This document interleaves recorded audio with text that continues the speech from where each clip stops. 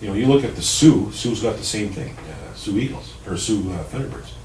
It seems that in the bigger centers, when there's a major A franchise there, they always seem to do not that well in attendance. You go to North Bay, a few years back, North Bay was averaging 2,200 a game, but North Bay Trappers were the only game in town. Now they have their university counterparts. I believe it's, well, not the Voyagers, but I can't think of their name. Escapes me, but Yeah. they're playing out of the North Bay Gardens, Memorial Gardens too. So there's a bit of competition there now between the two. So we'll see what happens. But for the players playing at that level, they must love going into rinks that are full. I'm sure they love going into Iroquois Falls. You know, I'm sure they're going to like going into Blind River. It gets a fairly decent crowd. On Saturday, I believe, at Kirkland Lake, they had 500 people at their first exhibition game. And depending how the team does is going to dictate, as everything, you know, as we know, and how well you draw. And those northern towns like Kirkland Lake, and they got a really truly rich tradition of hockey support. And if they have a fairly decent product on the ice, like most places, they'll come out and support them. Yeah. I know Brandon Curry, I think he's gone to Blind River this year to play goal. Yeah, that name sounds familiar. Yeah, he lives in, actually lives in Cape Breton. Jim Curry's boy. Okay, right, yeah. Okay. And Jim was telling me that the town knew he was coming before he got there. And it's just welcome with open arms. It's like your heroes coming to town. Well, that's, yeah, and I know some of the people well in Blind River, and that's just a small hometown kind of atmosphere they have there. You know, it's like, come on over, sit down at the table, and, you know, treat you just like you're part of the family. Part of the family. Yeah, and that's the way they'll operate. Do a lot of the junior A teams draw their players from out of town, or are a lot of local boys playing on the teams? Some teams do. A lot of teams will bring players in from anywhere in North America. You're allowed so many imports from the United States, and basically you're picking kids from anywhere in Canada. And I think really, you know, we should have Canadians playing the Canadian game.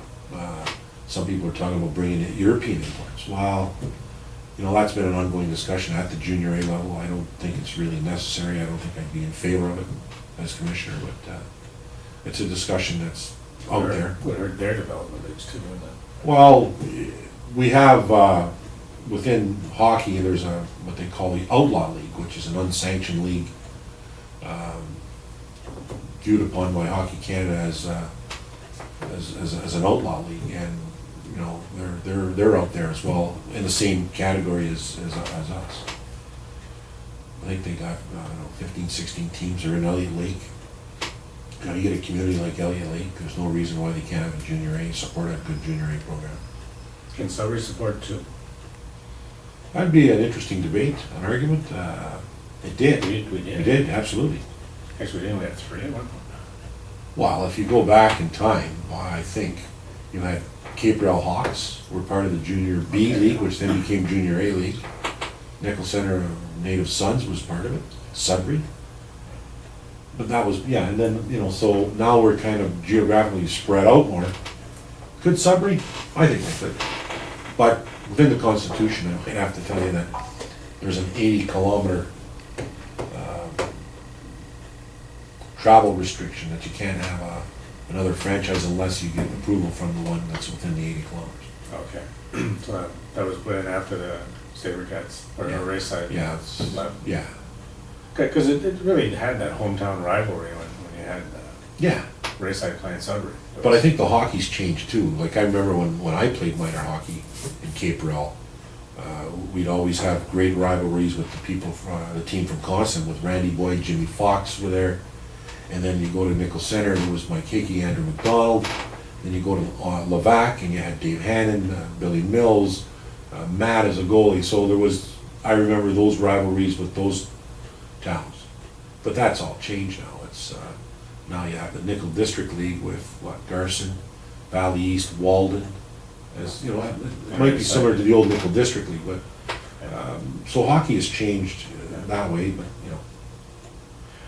When you're talking to parents who are helping their children make a decision as to where to play hockey, because, you know, while these kids can be they can start in your league at what, 16?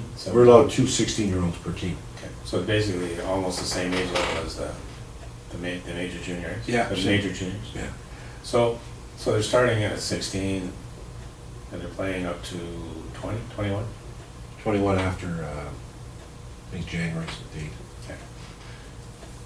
And, parents do have a little bit of say where they start their career or start their hockey.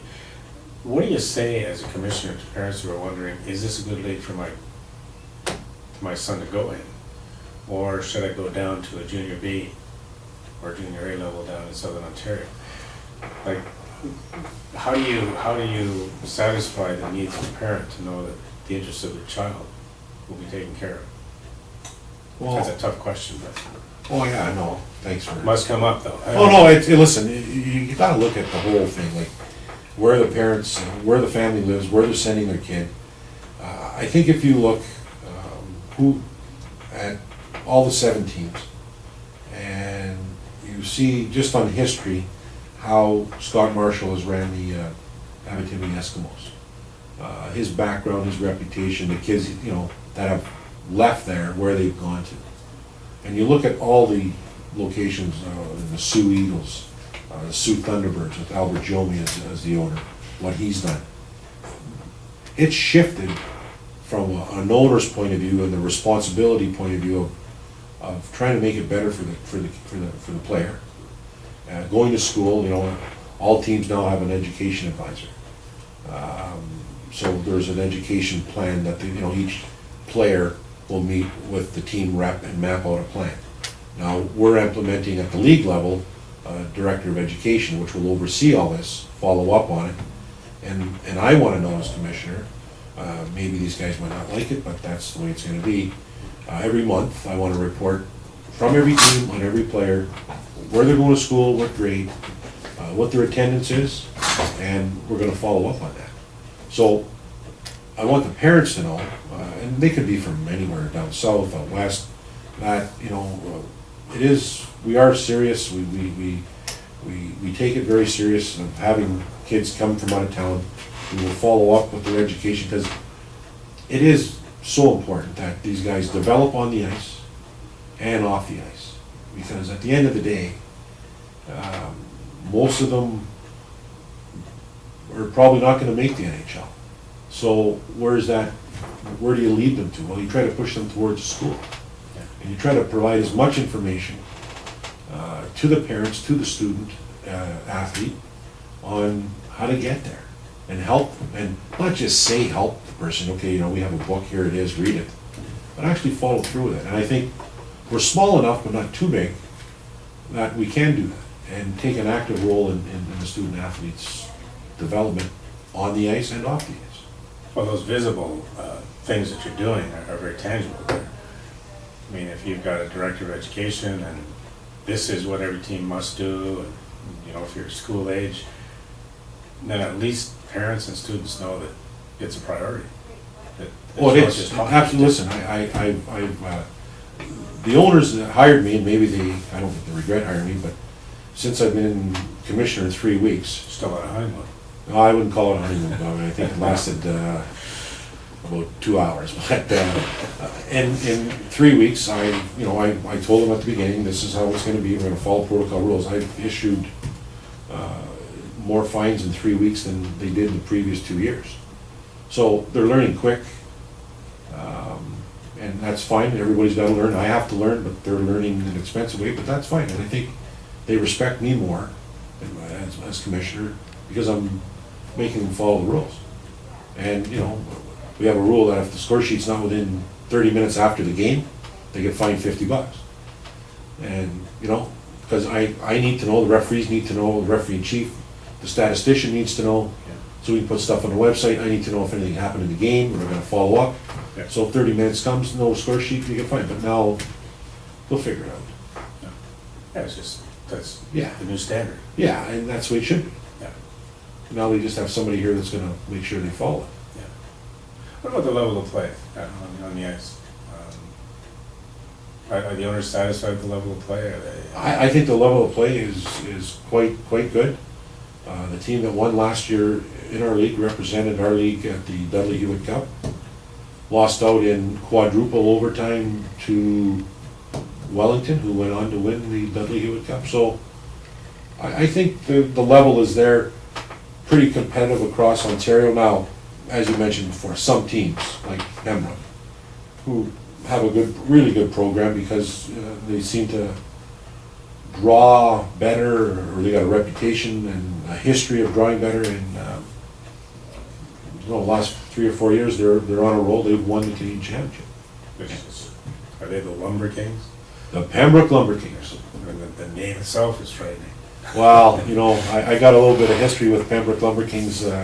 Very good friend of our family's, the late Jim Farrell. He was probably my dad's best friend, and Jim and his wife Joan owned the team for a number of years, and I was lucky enough to go there and watch the games. And I think back in that era, if it wasn't for guys, there was two or three guys that back then in the 80s, I think it was the mid 84, 85, it was Mac McLean and Uncle Jimmy, and those guys started to change junior hockey, getting rid of the goon guys and dropping it, from 20-year-olds down to like so many 20-year-olds. And that, I think, if that league at that time was probably a turning point for junior hockey in Eastern Ontario. And you have those two guys to thank for. That's interesting. Speaking of Lumber Kings, I guess, is the violence level at a place where you want it to be in the league? Do you allow fighting? Yeah, if you do fight, you're out of the game? You're out of the game. Now, fighting statistically wise, stats wise, 3 years ago was at 254 fights, it's down to 150. That's a good trend. What I don't like about any fights is when the guys, they get this off of TV, of course, they take their helmet, and if you take your helmet off, you're throwing. They take their helmets off, their gloves off, their elbow pads off, they do a little Mexican dance before they do the fight. I just don't think that's acceptable in hockey today. There's nothing wrong with two guys going in a corner and battling it out, and if you're gonna fight, fight. And if you fight, you're gonna be kicked out. But on the same hand, if you're gonna do the Mexican dance before the fight, I can tell you right now, there will be suspensions to that effect too. Well, it's become a tactic at, I think, the OHL above. It becomes a strategy, because I can remember what Marty was referring, and lining especially. The players would tell the lines quite often at the beginning of a shift at the face-off. Look, 16 and I have to go out at this shift. If I'm getting beat up, could you cut in a little faster? Well, yeah, and you know what? These guys are texting one another before the game. Yeah, they have to. It's almost like, that's the whole social media thing. They're on MSN, they're on Facebook, they're in the arena looking at you across the ice, across the rink before a game, and they got their Blackberries out or their iPhones out texting you, saying, okay, we're going to go in the second period. Yeah. I remember Troy Crowder, I did an interview with him once, and he told me, he said, I'll never forget, one of the first games he played in the OHL. He played down south someplace. If I say Kitchener, I might be wrong, but he said his parents came down to watch him play, and he got out there and he just really had a good first period, scored 2 goals, and he got benched. And his coach told him, he said, we didn't bring you down here to score goals. Brought you down here to fight. You're going to get that out of your head. That, that's why you're here. And he said, that's why he became a fighter. Wanted to play. He's famous for the Probert fight. But that, and talking to Gary Capel, he said he got into a position where if he wanted to stay in that level, he had to play his role. And he couldn't get out of the role. Got suspended for about 3 years because he couldn't. And it's sad when you think about some of these players. I think I watched a a show on the Edmonton Oilers. Oh, no, the Philadelphia Flyers, the Broad Street Bulls. Yeah, that's right, yeah. It's on HBO. That's right, yeah. I mean, what is it, was a show that got 20 goals one year? Yeah. You know, it's, and yet, everybody loves watching those shows. And it was like this Wow. intimidation factor. Yeah, but Because of that's, tactic. you know, it's like watching the old Kelly's Heroes war movies. They're nice Yeah. to watch, but a Yeah. little historic. But I coached Gary in midget. He was a bantam. Brought him up in midget. Had him for a couple years. Great, nice kid. Yeah, he went on that path. A lot of them, some of them do. It's unfortunate, but that's the drug about the sport is if you want to stay, you'll do whatever it takes to stay. Yeah. And that's a dangerous, in my opinion, a dangerous concept, but Oh, no, I know. I interviewed him when he was a referee. He was refereeing, Yeah. minor referee. Yeah. And it was so interesting yeah, to hear that perspective, saying, you know, I wish they didn't have to do it, but it was either that or get sent back. well, I remember when I was with the Greyhounds, we were playing Bob Provert's team. You know, I just knew, the coach came down the end of the bench, tapped me on the shoulder, and I said, well, what are we doing here? And I knew what it meant, and, thank God that off the face-off, we were going at it, and then Rick Tockett came in and saved my life. So I let him and Probert fight, and I just sat back and yapped, Yeah.